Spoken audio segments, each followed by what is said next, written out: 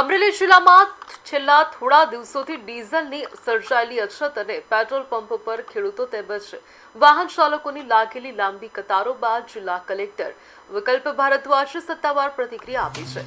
કલેક્ટરે જિલ્લાના નાગરિકોને કોઈપણ પ્રકારની અફવાઓ પર ધ્યાન ન આપવા ખાસ અપીલ કરી છે.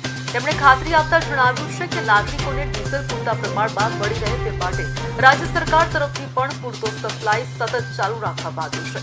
આ સાથે જ ડીઝલની અછત અંગે વ્યાપક ફરિયાદો ઉઠતા કલેક્ટર દ્વારા જિલ્લાના તમામ પેટ્રોલ પંપો ધારકોને પણ જરૂરી વ્યવસ્થા જાળવી રાખવા અને યોગ્ય વિતરણ કરવા માટે ખાસ સૂચનાઓ આપી દેવામાં આવી છે.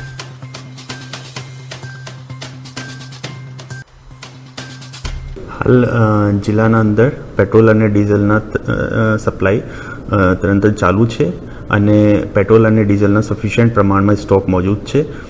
મારી બધા નાગરિકોથી અપીલ છે કે કોઈ પણ અફવાઓ ઉપર ધ્યાન ન આપે અને જેટલા ડીઝલની જરૂરિયાત છે એટલી ડીઝલની ખરીદી કરે. કોઈ પેનિક બાઇંગ કરવાની જરૂરત નથી. અમારે ત્યાં તુરંત સપ્લાય ચાલુ છે, રેગ્યુલર સપ્લાય આવી રહી છે.